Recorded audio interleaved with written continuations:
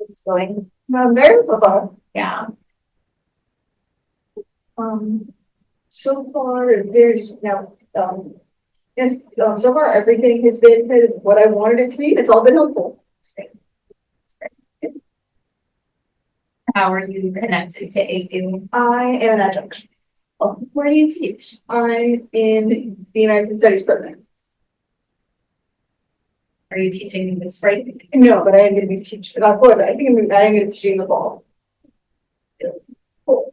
And then what about you? I am a faculty member at the school that. Oh, wonderful. Yeah, it works mostly with our doctoral students. So, your current situations, you're about to be reabsorbed in CIS? That one seems not totally decided right now and not okay. clear. So I think possibly. Okay. Yeah. Because I remember if you were part of CIS, then you were your own separate thing, and now question mark would be the best way to describe it. I think that's right. And you clearly have a longer history here than me. When I joined, this is my 6th year. And when I joined, we had just become an independent school. But I know we're part of the college previous. Hi, I'm Samantha. I'm Veronica. Nice to meet you. Yeah, nice to meet you. How are you doing today?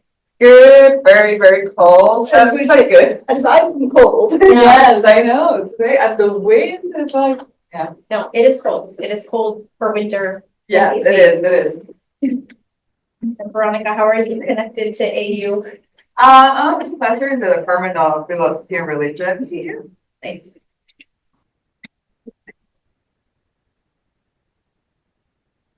I missed your name. Please say it with me. You are. What's your name? I'm Veronica. Nice to meet you. Nice to meet you. I'm Shari. Nice to meet you. And I'm a professor in the Department of Philosophy and Religion. Wonderful. Well, welcome. Thank you. Yeah, so glad you're here. Well, We're glad right. it's made the trip to We're looking out and it's, yeah. Yes. It's an easy one, right? It wasn't, and they did the traffic. There was also like something I think going on at the cathedral or something. It's the president. Yeah, exactly. So like it was a mess. I wondered if there would be traffic because I think I was like literally like 5 minutes late because they stopped the traffic like right like I in wondered. front of me. Yeah. I wondered if there would be based on it's National Cathedral where Yeah. I wondered if it was going to impact traffic to aids depending upon how people are coming here. Exactly. So yeah, I was going through Massachusetts, but then I have to like turn back and go to Wisconsin because like Beverly, you can hear us this. Beverly. Yep, I can hear you. How are you? Good. Good to see you. Yeah. The lunchtime speaker didn't finish that long ago, so I don't know if people are on their way over or. Sound good. Super lunchtime speaker.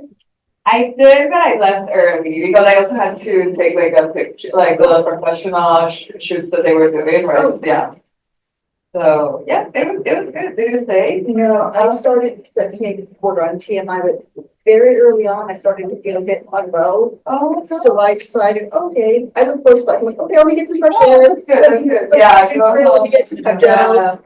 And then after half an hour, I felt better. Yeah, that's So, good. yeah, Yeah, we were back. Yeah, so this was like, how serious could it really be? And that's all it takes to make me feel better. Yeah, you're like, oh. Yeah.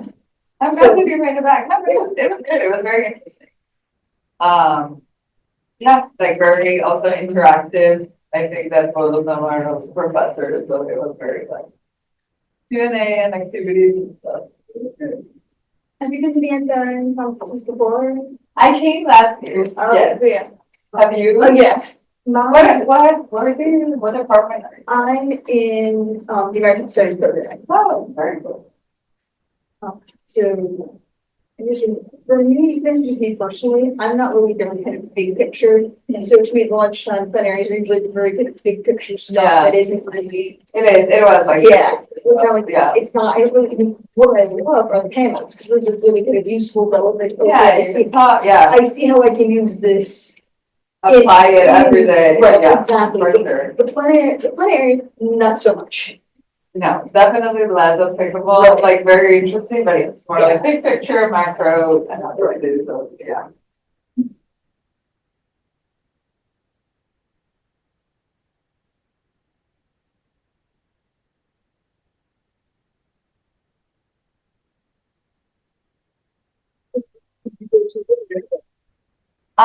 In the morning, I went to the AI in education one. It was very interesting. It was very good. And then in the like last session, I went to, okay, it was in the library. There was about like resources and stuff. Yeah. It is exactly called implementing open education. Oh, yeah, I was there. Oh, you were there? Yeah. Yeah, it was interesting. It was. It was good. Yeah. I think it's one of those, I think it's great if you're teaching the right kind of course. Yes, I think that, yeah, definitely for my course is very applicable. So, what kind of courses do you teach? I teach ethics and so yeah, definitely like open resources and that kind of stuff is like very relevant. I try to not use like big textbooks, but use like other types of resources. So yeah, it was very good. Yeah, to know and understand. Understand also the difference between extreme and open research. Yeah. Like I 100% thought they did the same. I had like no idea what the difference. Oh, that was good. I was going to ask a question, but like, enforcing the difference. Yeah, no, yeah, it is kind of like, yeah. Are we gonna Excuse me, get no, yeah, in about a minute or two. Yeah, it's at 30. We want to honor people's time. Yeah. So, yeah. What's a minute? Yeah, that's all. I just wanted to get it determined if I'm planning on saying this in my, I guess, teaching statement. But I think I want to make sure I'm actually using the word right. Exactly.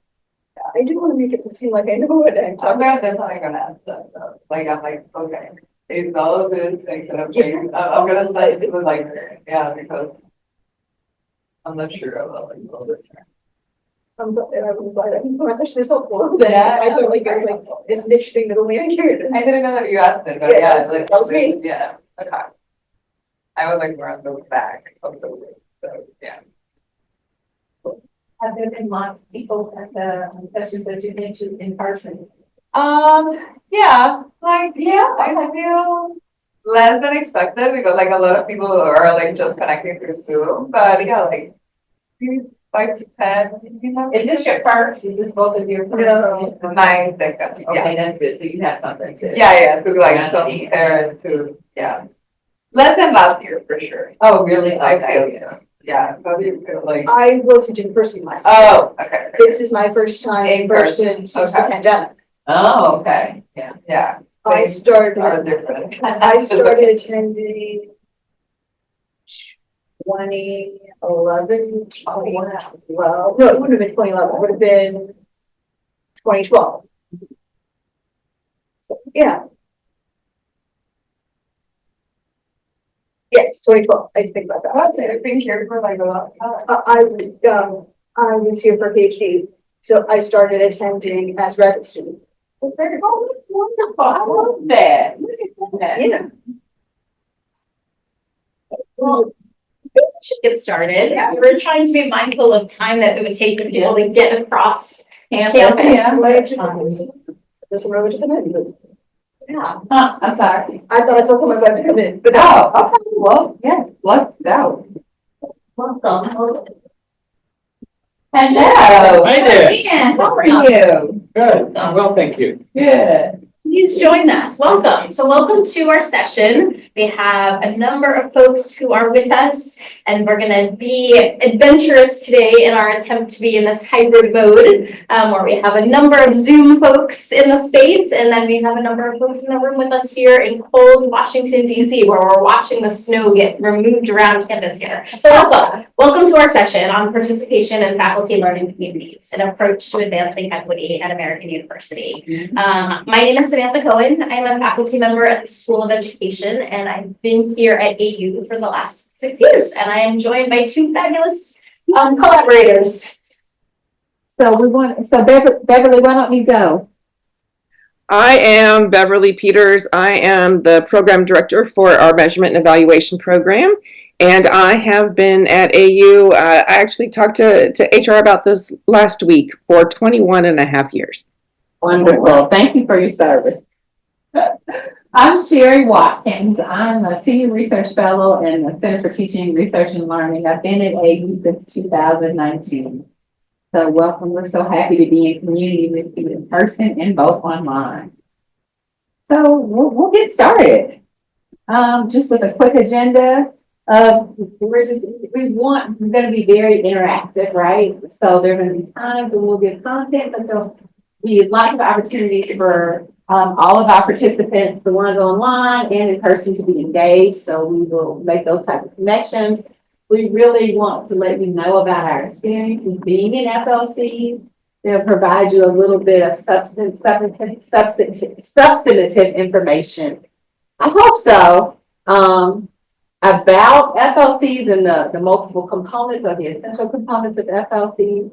And then we'll really start to thinking about what that can look like for us. Wonderful. Okay.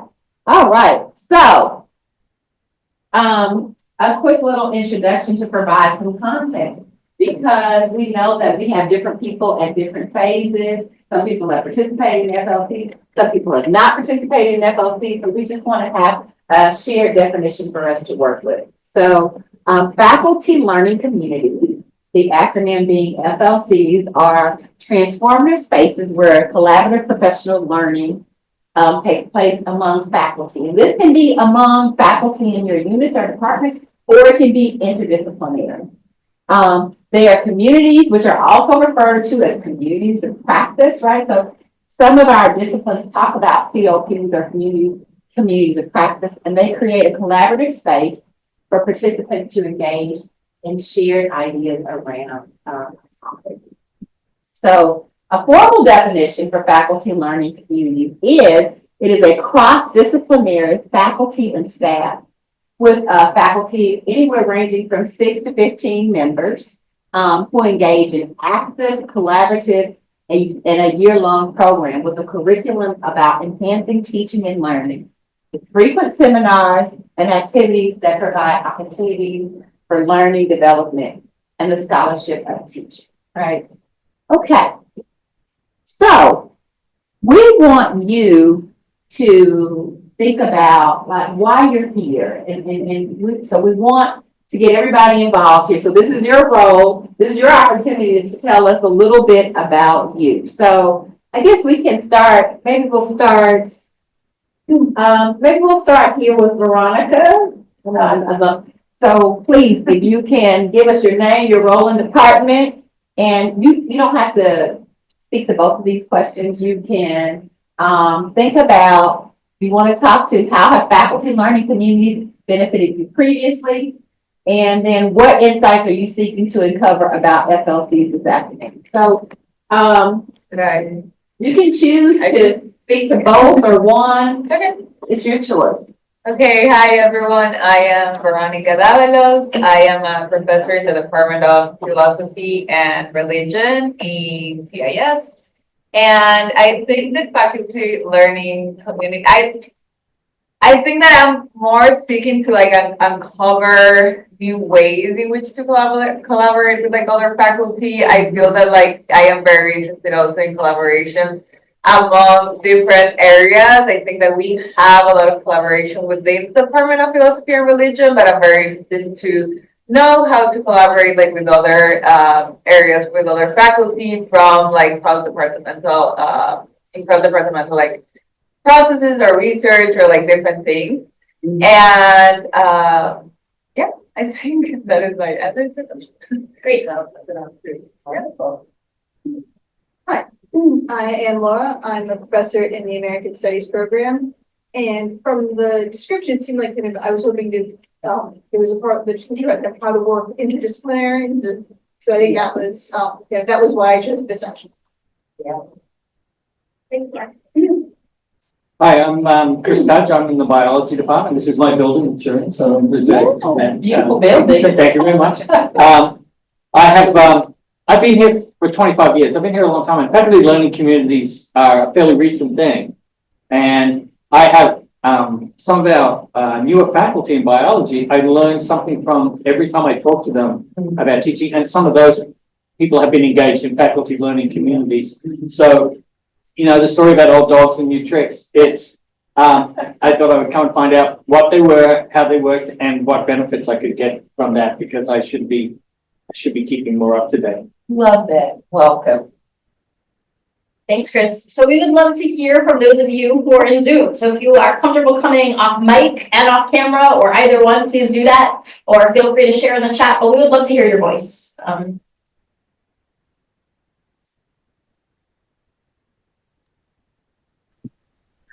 I teach with Ramona, so can I pick on Ramona and say, Ramona, can you introduce yourself? Love it. Sure.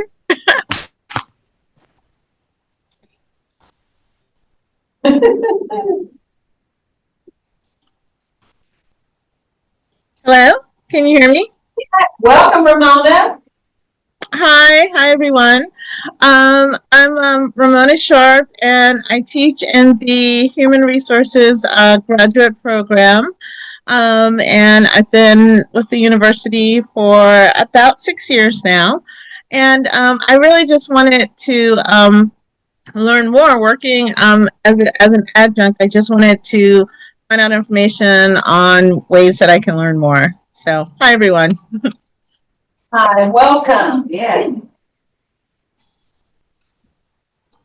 I can go. Hi, folks. My name is Matt Crate. I use they, them pronouns, and I work at CTRL, actually, with Shari.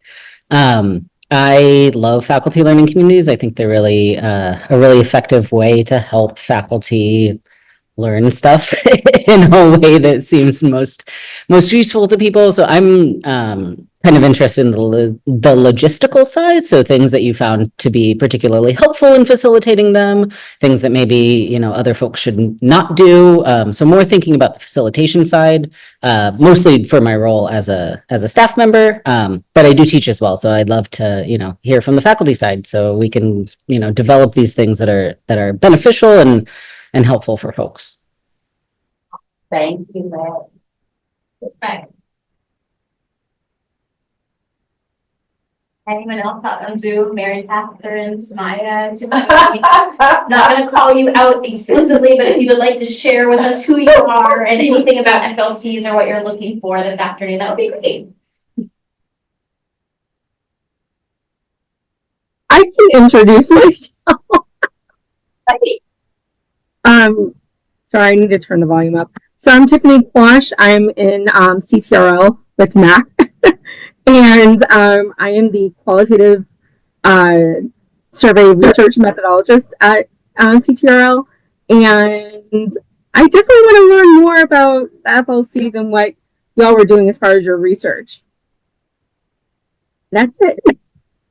Thank you.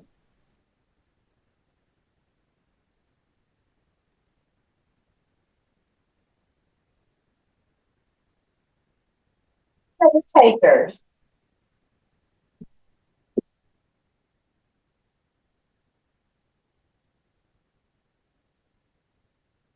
Well, we're going to keep jumping forward, and we are glad you are here.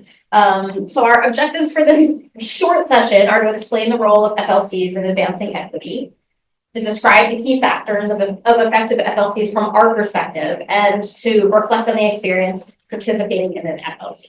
So hoping that we'll get at some of the things that we heard from Matt and Ramona and Tiffany and Chris and Laura and Veronica. And so thanks for sharing.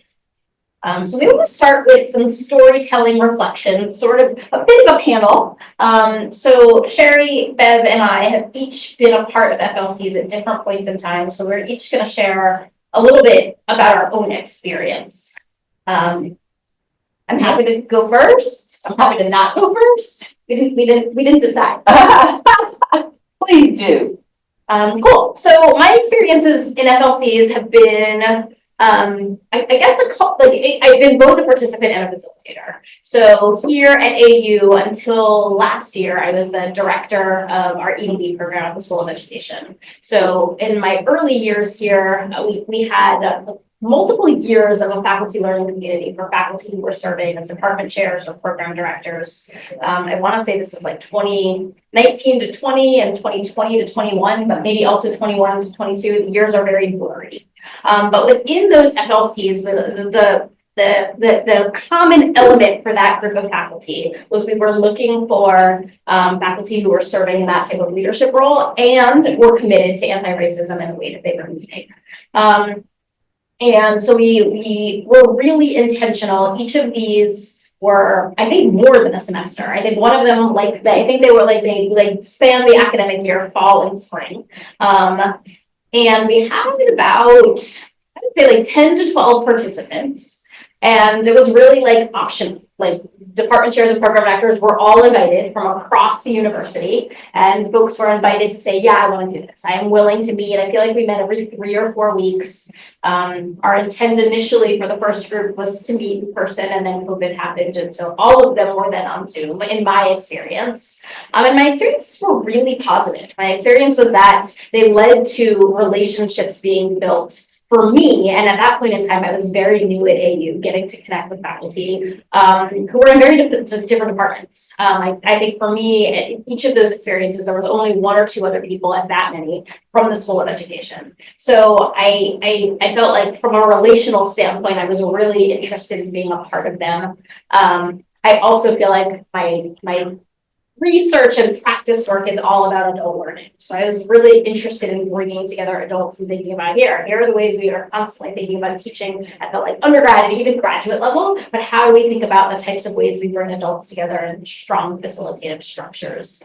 And so I would say that they blended this very interesting mix of structures and protocols to open space. And so I mean, in full transparency, even the way we're trying to engage here by giving information, but also we were very intentional about community building. That I would say the primary aims were on both of those fronts. How do we help people to build and sharpen their skills and practices around leading with an equity lens? But how do we actually also support building a community of folks across the institution?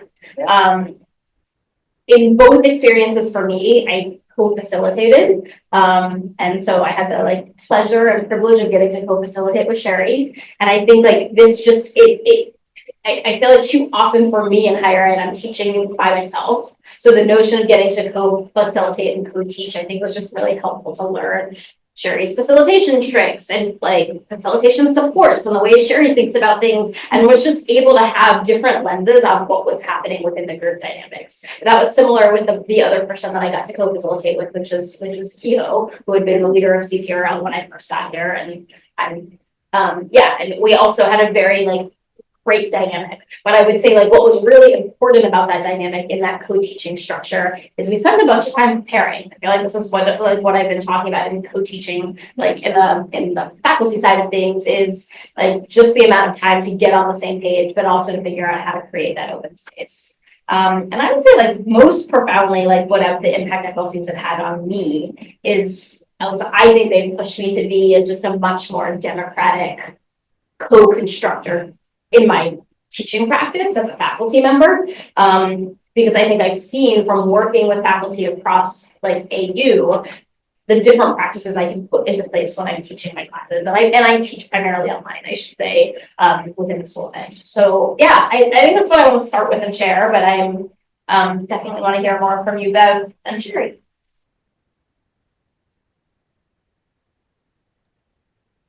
I can go next unless you want to go, Shari, as someone else that has led the FLCs. Go for it, Bev. All right. I don't want to repeat what Samantha has said, but I've been involved not as a facilitator, but as a participant in 2 different formal FLCs. One was more of a book club that we read Kendi's book on how to be an anti-racist, and we got together every other week and discussed it and deconstructed the material, first in relation to our own lives and then in relation to our teaching. And that was an experience where you were getting to know people that you hadn't met on campus before. I think it was very intentional to put people from different units into this FLC. But you really shared as you were deconstructing your own life and thinking through your own implicit biases. The second FLC was related, or was the call went out for program directors. And this is the one that Shari and Samantha led. They encouraged us to put together goals and milestones that we wanted to reach in advancing equity in our own work. So my goals were twofold. One, to attract and to attract diverse faculty and to mentor diverse faculty so that we would have higher retention in our adjunct pool. And then the second was to revise our curriculum to center culturally responsive, equitable evaluation. And both of those efforts were realized by the FLC gave me the tools that I needed to be able to realize those efforts eventually.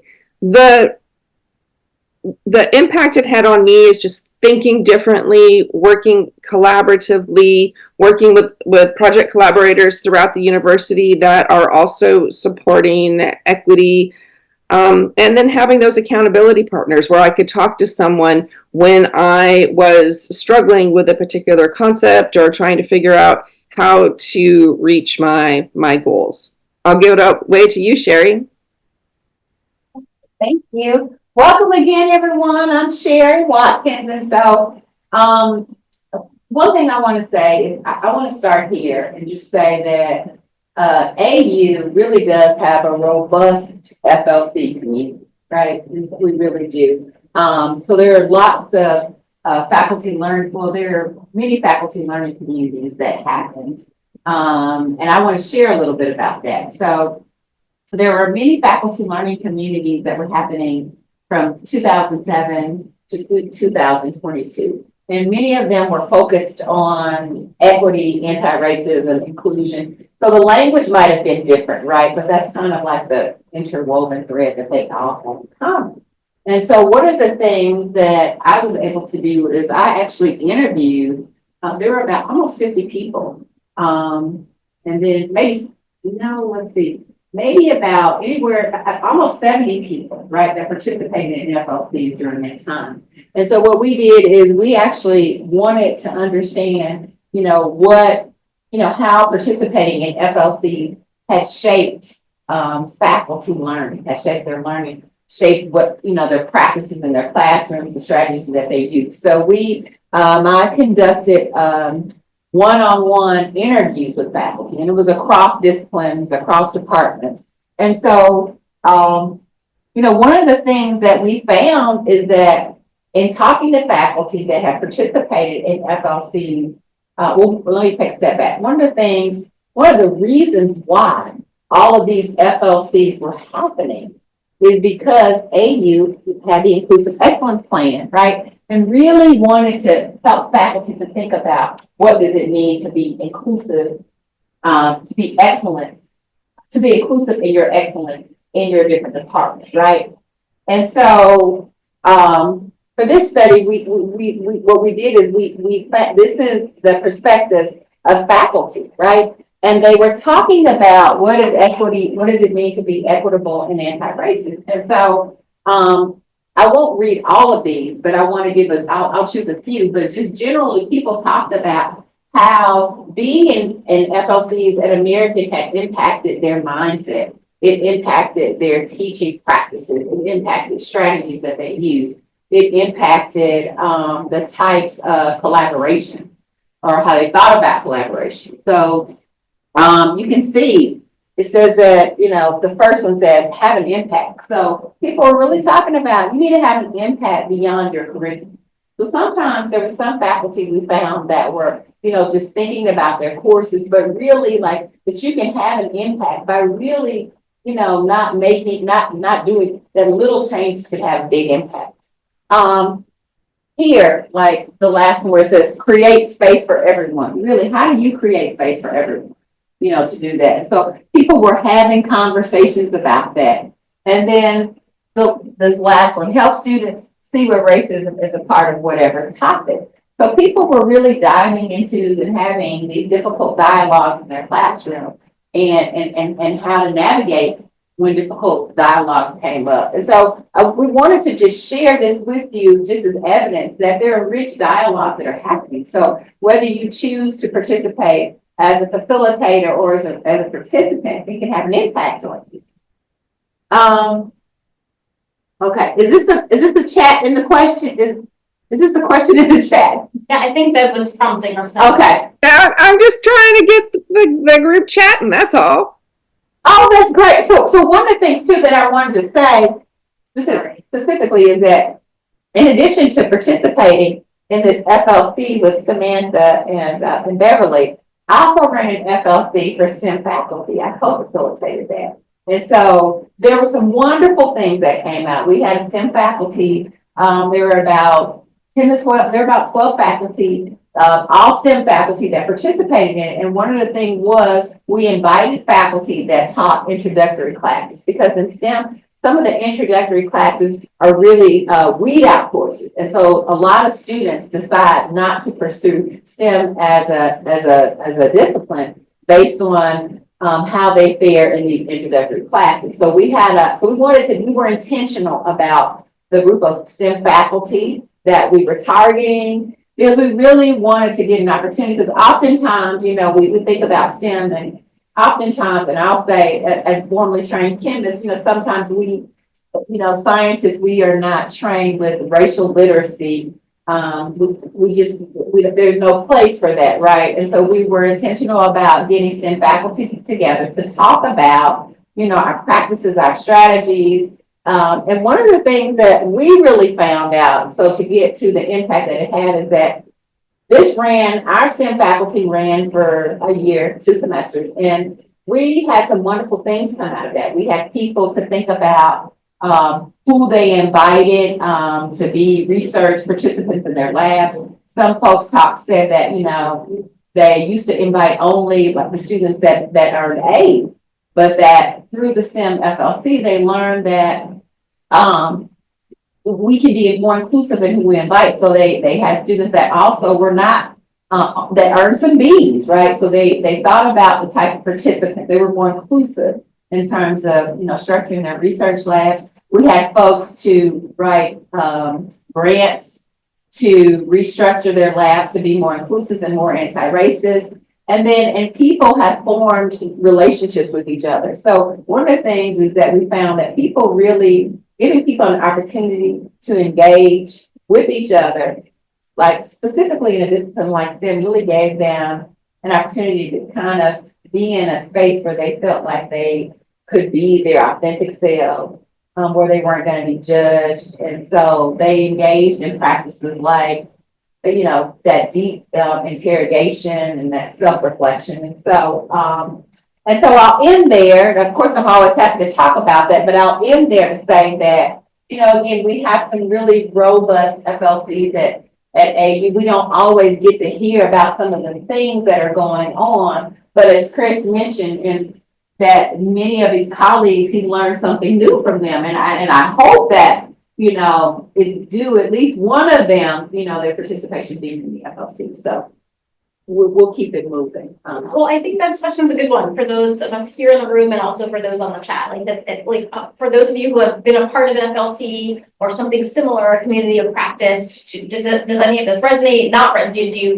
What would you push on, or what would you share as similar within your own experience?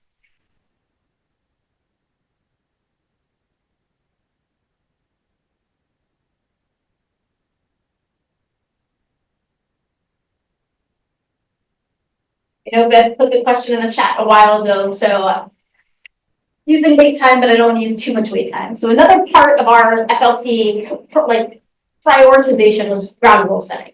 So a big part of this community building was really establishing connectedness between one another. And so we really borrowed pretty heavily from RO and Clemens's from safe spaces to brave spaces, where they really are like, and this was very important as in the space of thinking about equity or inclusion or anti-racism, again, with different FLCs using different language. But they really speak of this notion of a safe space versus a brave space. And this idea of a safe space, I feel like, is what we tend to like default to. I think in academia, in higher ed, that this is a notion of like creating a space that's comfortable. And Arrow and Clemens push on this notion of bravery, and that bravery requires learning, and learning requires growth, and growth requires risk taking. So it's not always safe in the comfortable space, but it is instead we are looking to think about what do we need to learn, what do we need to give up to create this brave space. So one of the things we have done in multiple FLCs is start with everybody reading from safe spaces to brave spaces as a prompter for some norm setting and ground rule setting. And this, I think, to get at one of Mac's questions, I don't know if this is a particular piece of the logistics that Mac was interested in, but we spent significant time with establishing ground rules. And we really adhere to this notion of if we are going to co-construct our group, then the norms and the ground rules themselves should be co-constructed. They should be brainstormed. There should be a bit of an inductive and deductive process to that. And then another thing that I think was really an important part of our FLC is we would share them at the beginning of every one of our gatherings. We would reflect on them at the end of every one of our gatherings. We would come back at the start of the next gathering to say, here's what we learned, here's what we are hearing from you about how the group was embodying those ground rules. And then we also just wanted to share some commonly used ground rules that come from this notion of brave space, but they also come with an asset lens. I think sometimes when you look up ground rules, they have a much more negative tone. And so I think some of these ground rules, I think, are very important in terms of engaging and being present, having fun, creating joy. I don't love, but I like the essence behind it, be hard on ideas and soft on people. But this notion of like, let's debate. But I think the words hard and soft, I don't necessarily agree with. But anyway, so this notion of ground rule setting was a really important part of the FLC experience. Bev, and Shari, I don't know if there's anything else you want to add on the ground rule front before we keep moving. I think it helped us too to set the space we want, right? So that we wanted to make sure, because we all come from different lenses, different disciplines, different lived experiences, different place, so we wanted to make sure that we kind of built the culture, the space that we wanted to have. And so we started by doing that, right? Like there in the beginning, right? And that's important to do. And we also tried to make connections with everyone that was in the group. So at the time of one of my FLCs, my in-laws were living with us for about 6 months. And I remember every time we would get together, people would say, okay, how's it going with the in-laws? We really tried to connect with each other just for 3 or 4 minutes personally as we were starting and recognizing that we're all people with real lives. We're not just AU faculty and staff. I think that resonates deeply, this notion of humanity, which I think get lost in the business or efficiency or even get lost in the like, here's my syllabus. And I think like there was a deep modeling and grounding of this humanizing component that I know I continue to take with me in the ways I show up and participate and facilitate in things. Yeah, we had lots to cover. I mean, way more topics to cover than we had time. But we also we always started with, hey, what is particularly bringing you joy? And a lot of times I think stuff, like how Bev mentioned talking about her in-laws, things like that came out. Oh, my in-laws are doing this, my son, my cat, my dog, all these types of things. And so, and because we were together for a year, we were able to really establish some genuine connections, right? So I'll take this to say that we thought what we say is that we believe that success, or at least with me, success is relational. So being able to establish, having an opportunity to establish, real connections with people helps us to do the work. So we'll just bridge from some of the research that's out there and like why FLCs and equity. And I think something that's really important is that Cross names this notion that FLCs are groups of people engaging in intellectual like interaction for the purpose of learning. And when you read that on face value, that doesn't necessarily mean it will have to do with equity and inclusion work. It could complement or intersect, but it also could diverge, because it could be that we are simply coming together and we are going to have an FLC that is focused on how do we increase retention, or how do we create new like structures for offices within our building. And it could diverge from equity and inclusion. But Cross's work really pushes on this notion of that if we are seeing FLCs as a transformative space, a place of imagining new ways of engaging and really leaning into that, then they can have a clear equity centering. But I think it's important to name that equity like won't just happen there magically. Like it has to be a key part of the centrality of the design of the FLC. I also feel like it's helpful to just share a little bit about like where did FLCs come from, because they have a deep grounding in academia. FLCs evolved in the 70s and 80s. They came out of the University of Miami in Ohio, where faculty there were starting to realize, oh, we're doing all of this work focused on how our students are learning, but how are we thinking about adult learning?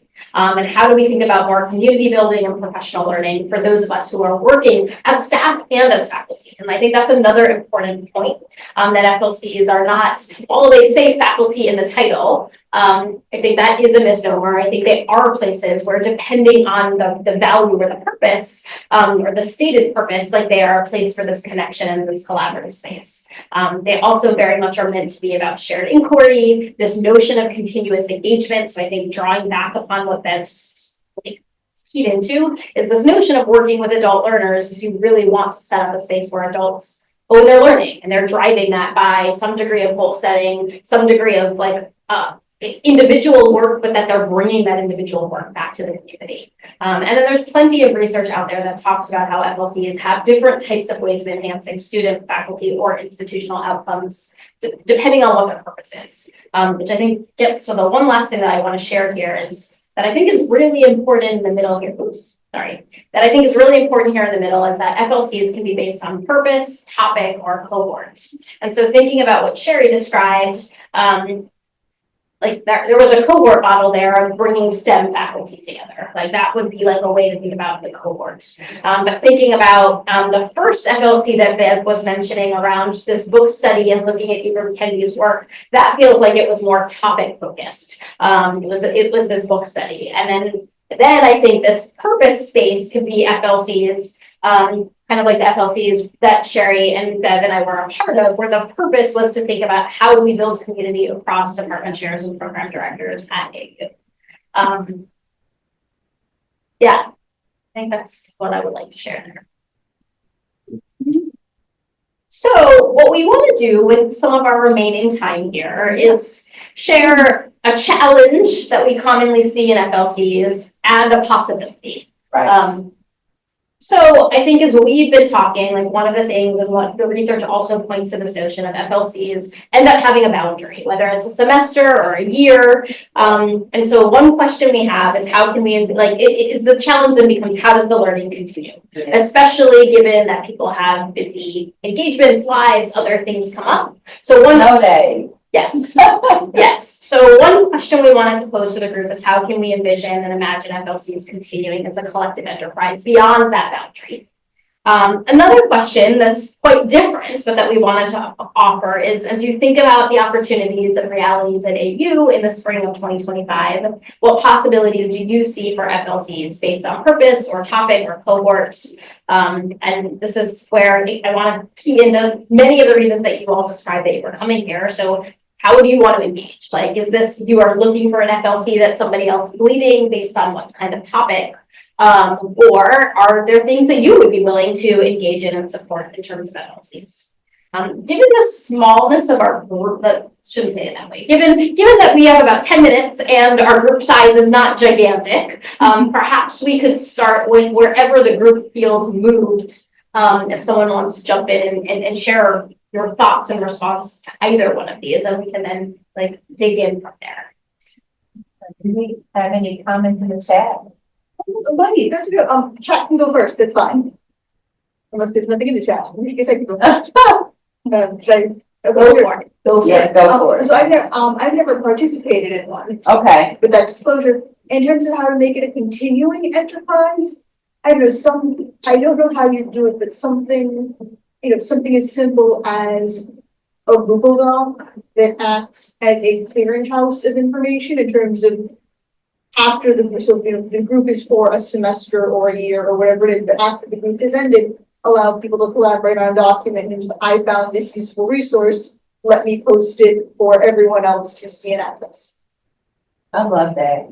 I mean, and two, like, as Samantha said, what we wanted to do is kind of, help you to identify some, what's an FLC and some of the really great things that came out of being in an FLC, but also if you choose to think about being in an FLC or you design one, we felt like maybe you could understand too, what are some of the challenges or tensions that you might be able to think about that in your design.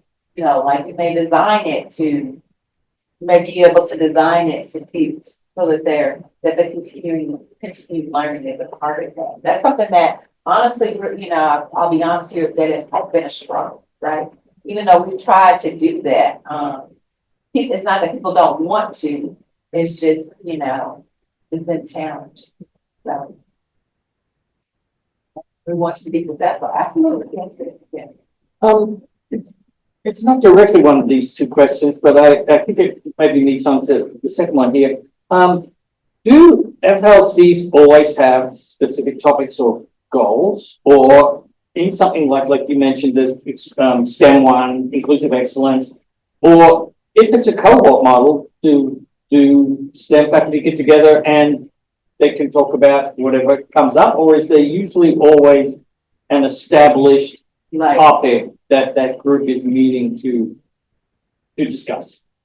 That's a good point. I don't think there has to be a clear goal. Right. Like, I think it could be that out of this group of people saying we want to come together, we are going to figure out what that means. And it could manifest that it becomes more of an organic space of personal relational connection. It could be that we meet and we realize, oh, we want to go teach a class together, or we want to present at a conference together, or we want to do whatever the thing is that emerges from that. So I think it could be much more emergent as opposed to deliberately saying this is the set of goals that are there. Absolutely. Yeah, it's a good question. Go for it, Veronica. Good question. Yeah.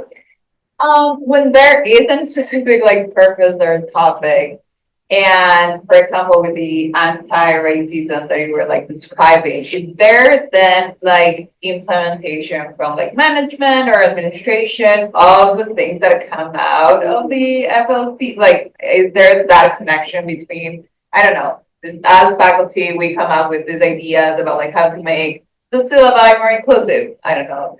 And does that reach a point of management or implementation? We're laughing. Yeah. You know what? And so that actually is one of the things that came out, right? At FLC. Okay, so we're talking about these things. So what I will say is there are instances, right? So we have people who wanted to do things and who participated in the FLC, and they are leaders at the institutional level. Yeah. They have opened offices that they talked about, people who have anti-racist, they wrote for grants and they receive federal funding. So it can happen, right? But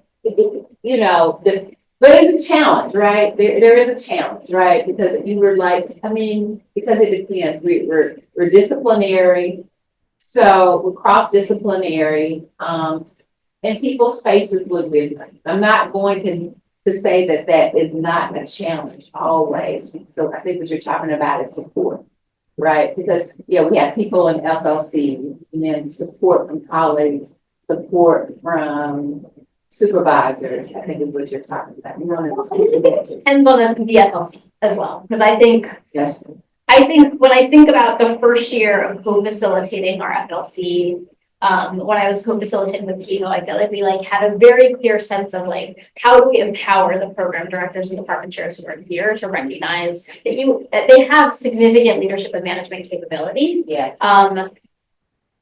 And they're also middle managers, and we're not making all of the decisions. So and those FLCs were getting funded by CTRL and the provost office. So information was getting fed back to those with more administrative responsibility and power at the university. What choices they did with some of those things, I think that was beyond the scope of the FLC. But it was very much a conversation in some of our FLCs around, is this also a place, I think this gets a little bit at Chris's question, around what emerges and then what types of advocacy and group coalescing around things that need to be pushed and shifted, or where there are shared commonalities. But I think that would be different from an FLC where if I take the strand of what I was imagining from what Chris was describing, I would have loved there to be an FLC in my first or second year as a new faculty member for new faculty, women in new faculty, term life new faculty, to just have a space and to be in community. And then I wouldn't necessarily need there to be some administrative oversight.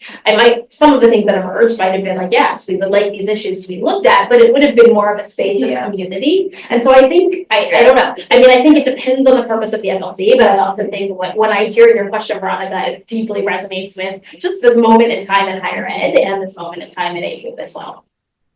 I see you making, I've seen you thinking that, so I don't know if there's anything you wanted to add there. I'm not putting you on the spot at all.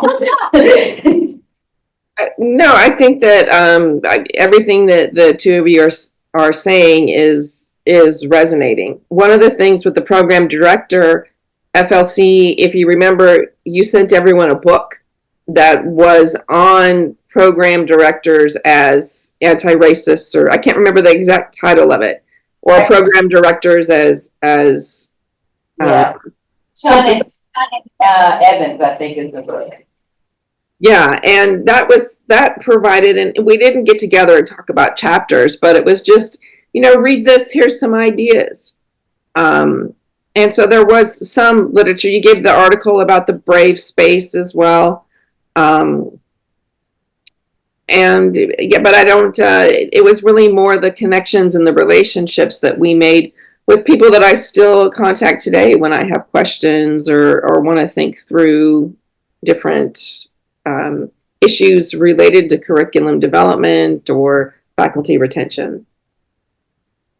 So I'm mindful of the clock and that people are moving around, and I have other questions that are emerging or responses to any of these prompts if they speak to you, for those of us in the room, those of us in the Zoom room. Yeah. We're looking. March, I know, more from a practical level, if we wanna suggest the topic for an FLC, should we contact you, or what is the process to start or to, I don't know, join? Yeah, that's really good, right? And so the thing is, yes, and that FLCs emerge in different ways, right? So I will say, the FLC that we had with the faculty leaders that came from CTRL and the provost office, right? And to Samantha's point, it's different, right? Because they were department chairs and program directors are faculty leaders. I think a lot of my experience, I'm thinking about Chris, and whoever else is interested, is thinking about the STEM faculty, right? So I will say the people do run FLCs in collaboration. There are many paths to doing an FLC. So I can talk about a few of those, right? So in CTRL, we have a lot of different fellows. My earlier year, I was affiliated with the Inclusive Pedagogy Fellows, right? And so one of the things that you can do, a lot of the fellows, they ran FLCs. One of them, I think Beverly talked about, one of the fellows, they wanted to read Ibram's book and have a book club, right? There's more than that, so I don't want to mistake, but that is what they did in their FLC. So that's one way you can be a fellow, and you want to run an FLC around some idea, you can do that, right? There's certainly the ideas that come down from the provost, and then they work with CTRL, so you can work with us on that if you have an idea, and if there's some shared interest, that's another opportunity.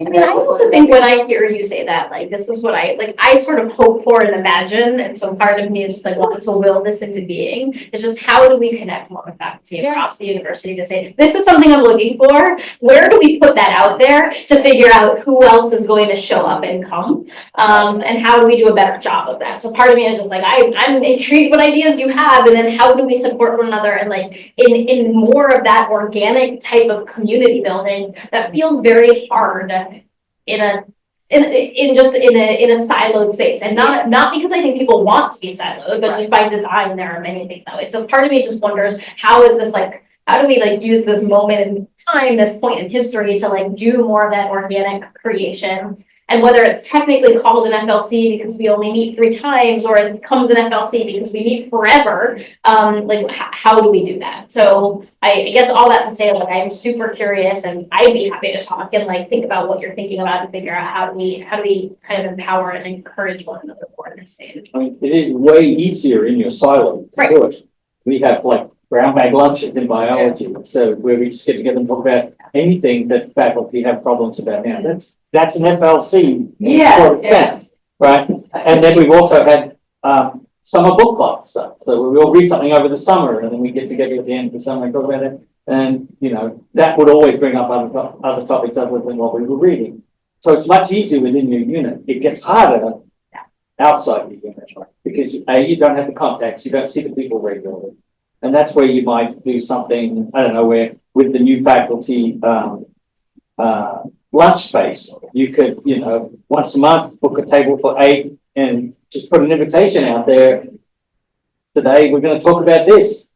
Come at 1 o'clock, we'll be there or whatever. You know, that's something you could do. You know, that would be great. No, and mind you could end up with 30 people there, and you only get 8 seats. I don't know how you do that. You have to control that a little better, but it's hard. And they're like ours here. Yeah. And I've always found that, you know, I depended on committee work for my interdisciplinary contacts. Yeah. And which is sad, but that's it. But it's the easiest way to do that, where you meet people from other places. Exactly. You're being brought together for a different reason, but you get to meet people. Yeah. And this, you have to try to be, I think, more deliberate to do that interdisciplinary. But I will say that, and this is a plug, I mean, I work in this department, but I think there are, you know, there are so many opportunities. There are lots of offerings, different workshops, to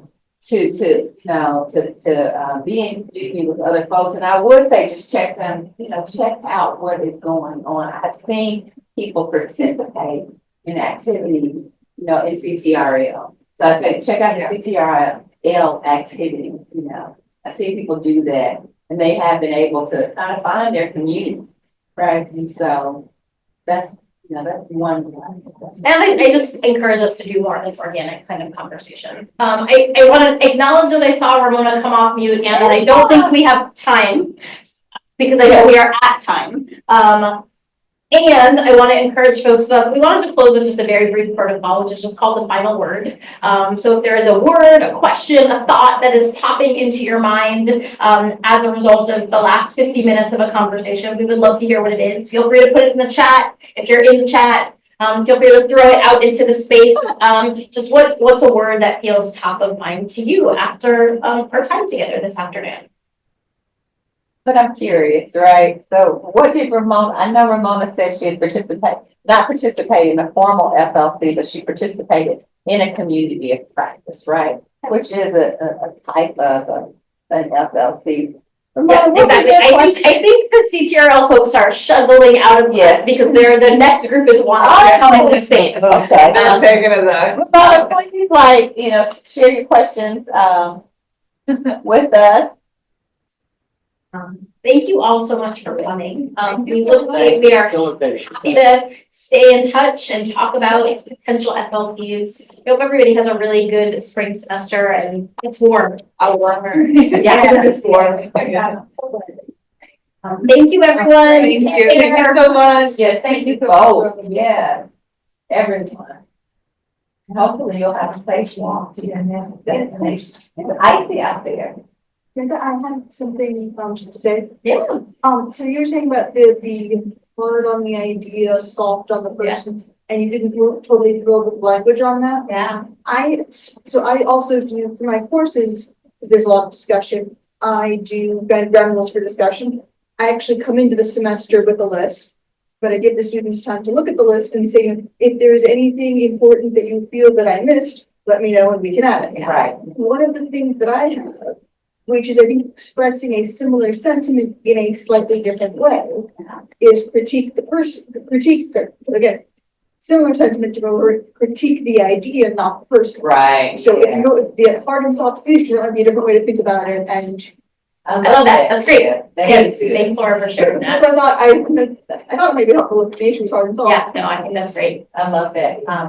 Yeah, and Ben is saying here, she also takes on that notion of brain spaces in our ethics courses. So I think like this notion of brain versus safe spaces, and like I'm asking myself, what do I want to do next week when I kick off my class on the So yeah, so thank you all. Thank you so much. Nice to meet you. Please stay in touch. Yes. Okay, thank you. Thanks, Ben. Thank you, as always. Wonderful working with you too. Yeah, let's do it again. Thank you, everyone. Take care. Who joined us online. We appreciate you. Yeah. Take care. And thank you so much, Ramona, for sharing. I'm sorry we didn't get to hear your actual voice, but got to see your thoughts in the chat. Thanks, everyone. Bye. Bye. Bye.